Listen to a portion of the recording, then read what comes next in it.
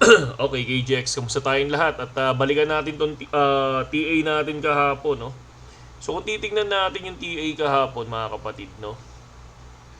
So, bumaba naman siya hanggang dulo, no? Tapos nagkaroon tayo ng 16.3, no? Umabot siya ng 16.3 kagabi from 17.25 to 16.3. So dito pa lang kung mapansin natin, nasa 20% na tayo. So always, yung lagi kong sinasabi lagi, no? 20% ready to TP. Yan yung TP1 natin. Okay?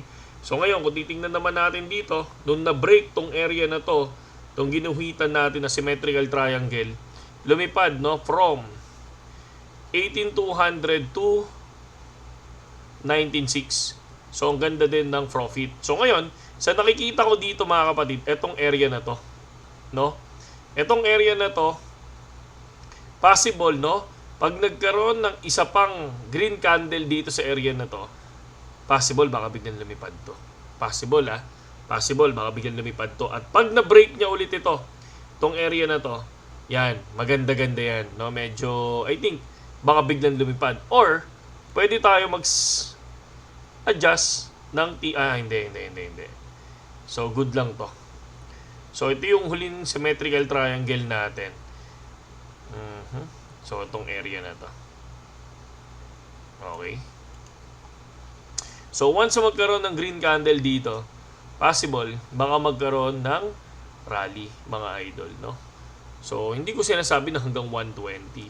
No, possible break niya muna to, tong area na to. Or, kapag inangat natin tong area na to. Check nga natin. Meron nga. So, possible, pag na-break niya si 1194, no? Possible, magkaroon ng 120. So, yan yung nakikita natin ngayon, ha, mga kapatid, ha. Sana ma-break niya, no? Sana magkaroon ng isa pang candle dito sa area na to. Okay?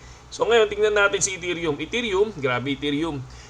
379 pero ang nilipad na ni Ethereum ay nasa 3830, no?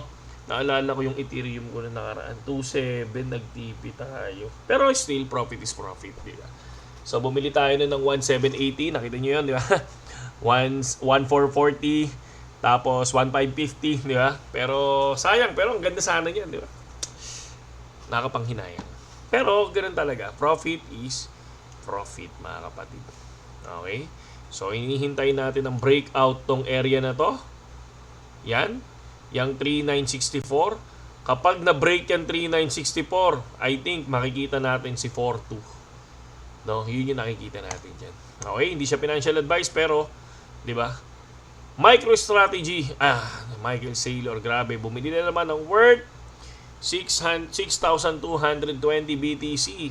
739 million. Laki nito, mga idol. Grabe, no? Grabe MicroStrategy. No? 1 hour ago. And then, grabe, puro ano talaga. Walang tigil talaga si Michael Saylor, no? So, MM Crypto. Ayos ah. Pares kami ng TNMM, oh. Para sa kanya, 3753. Once ma-break to, possible, baka biglang lumipad. No? Yun ang tingin niya. Ano ba yun sa akin? Sa 1 week natin. Sa kanya, sa 4 years eh. Sa akin, ito yung 1 week eh. Kanto. Sa kanya, no, hanggang dito. Breakout na yung ilalim. Pero sa akin, dito sa area na to. Pero ako, dito ako sa side na to. 3956. Pero ang ganda nito, sa 1 week, meron siyang isang candle eh, no? Na green. Bullish candle to. Sana, no? Sana nga lumipad si Ethereum at marami dyan. President Donald Trump halos 90 ba? 90% ba? O 85%? Parang ganun eh. Di ba? Hawak niya Ethereum eh. Di ba? So, nag-rally ang Ethereum. Grabe ang Ethereum, mga idol. So, hanggang saan pupunta to? No? So, noong nakaraan, nakita na natin, naabutan na yung 3.8, di ba? So, yung TA natin noong nakaraan, nakuha na yung 3.8 dyan. So, good na yan. Okay? So, dito sa area na to, talagang totally, Pinapakita nila ngayon ng crypto. Puro bullish talaga. Crypto, lalo na to, breaking. Pero minsan nagkakamali talaga si ha. Hindi 100%. Ito si James Wynn, no? Out of all position. Feels like Black Swan is coming. Seryoso na si James Wynn ngayon. Trump media buys 2 billion worth of Bitcoin for its treasury ba? 2 billion worth of Bitcoin. Trump media buys 2 billion worth of Bitcoin. Grabe, oh. Grabe naman yan. Alam naman natin kapag ganyan yung mga news, di ba? Masyado talagang bullish talaga mga idol, no? Miss Gracie. Tingnan nyo, talagang si Scottie Pippen, pati si Scottie, the richest thing you can have is a piece. Bitcoin lagi yan, no? So, Powell announced resignation. Lagi to, no? Lagi nilang binuboost yung resignation ni Powell. Talagang once na mangyari talaga yan, mga kapatid, no? Talagang grabe, mag-iiba talaga ang mag-iiba talaga ang mundo ng crypto. Magkakaroon talaga ng solid pump yan. So, ayan, no? XRP, nalagpasan na si Shea. Ganun din para si Watchers Guru. Ba? XRP urgent. Lumipad nga naman talaga si XRP. So, tingnan natin kung anong mangyayari talaga sa news natin ngayon. Pero ako, tulad ng sinasabi ko mga kapatid, no? Trump, grabe. Pati si Trump, yung treasury talaga, Trump just bought 2 billion worth of Bitcoin and bull posting about it. And some of you are bearish, no? Minsan talaga ang news nakakalito, no? Baka mamaya, 'di ba? Magkamali tayo, baka mamaya trap, 'di ba? Pero tingnan natin anong niyo dito, mga kapatid, no? Kuha tayo ng insight dito sa area na 'to. Ano bang pananaw ko dito, no? So, pag-isipan natin 'to. Kayo, no? Kung tatanungin ko kayo, anong pananaw nyo dyan?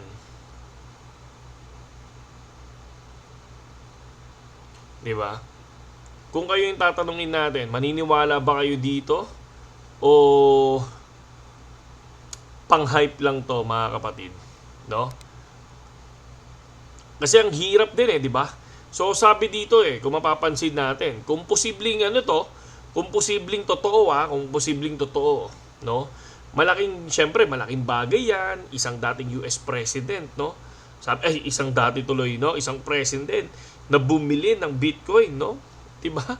Syempre, isang bullish signal yan para sa maraming investor, 'di ba? Kung ikaw presidente, 'di ba? Syempre, pangalawa, nagpapalakas ang kumpiyansa ng mga investor, 'di ba? Kumbaga, hindi lang investor retail investor, yung mga iba't ibang kumpanya, 'di ba? 'Di ba? Kaya pwedeng magdulot din ng FOMO 'yan, 'di ba? Doon sa iba, 'di ba? Kumbaga parang natatakot sila na, mahuhuli na ba ako? Then pag hindi ako bumili ngayon, baka mamaya lumipad na ng tuluyan 'yan, mahuli ako sa biyahe. Ganun ang mga mangyayari diyan, 'di ba? Syempre nagiging narrative driver din 'yan. 'Di ba? Kasi 'di ba nangyayari parang ang crypto nagiging isang political at financial news 'di ba? Ganun, yun talaga, no? Isa sa nakikita natin yan. Pero syempre, yung payo ko lang dito, pero hindi financial advice, syempre, ginagamit ang hype, di ba? Pero dapat, manatili kayong kalmado, no? Or mag-ingat, di ba? Sabi nga nila, gamitin ang mga ganitong balita para suriin yung trend, di ba? Pero, magdesisyon ka, huwag ka magdesisyon ng padalos-dalos. 'Di ba? Check mo yung fundamentals at technical analysis, 'di ba? Para at least kahit papaano hindi ka ma-FOMO, 'di ba? Kasi karaniwan na na-FOMO sa ganyan mga bago. Kaya ingat lang din tayo. Yes, possible totoo 'yan, possible hindi din, 'di ba? So, ingat lang mga kapatid, 'di ba? Ikaw mismo aralin mo, huwag ka madala sa news basta-basta. Kung ano yung nasa puso mo, sundin mo. Okay? So, yun lang naman mga kapatid ang ating news ngayon. Talagang bullish na bullish lang. Talaga totally ang mga balitang kakaiba, Miss Gracie. No? So, yun lang KGX at hanggang sa muli nating pagkikita, no, sa Ludo. Salamat nga pala sa mga sumusuporta sa channel natin.